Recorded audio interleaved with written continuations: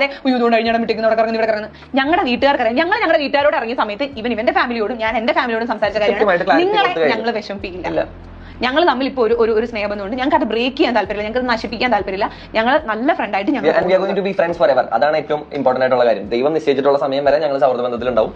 അതിന് മുകളിലേക്ക് പോയി കഴിഞ്ഞാൽ അതിൽ കോംപ്ലിക്കേഷൻസ് വരും, എക്സ്പെക്ടേഷൻസ് വരും, കുറെ പ്രശ്നങ്ങൾ വരും. ഞങ്ങൾക്ക് തന്നെ മനസ്സിലായി നമ്മൾ ആ ഒരു സാധനത്തിൽ ഒരിക്കലും വർക്ക് ആവില്ല, നിൽക്കില്ല. ഭാവിയിൽ അടിച്ചു പിരിയുന്നതിനേക്കാൾ രസം ഇപ്പൊ നിങ്ങൾ എല്ലാവരും പറയുന്ന പോലെ സ്റ്റേ ടുഗെദർ ഫോർ എവർ എന്ന് പറയില്ലേ, ആ ഫ്രണ്ട്ഷിപ്പ് ബോണ്ടിനെ മെയിൻറ്റെയിൻ ചെയ്യാനാണ് ഞങ്ങൾക്ക് ഇഷ്ടം. അതുകൊണ്ടാണ് ഇത്ര ഓപ്പൺ ആയിട്ട് ഇതിനെ കുറിച്ച് ഇത്ര എന്താ പറയാ കറക്റ്റ് ആയിട്ട് വന്ന് പറഞ്ഞത്.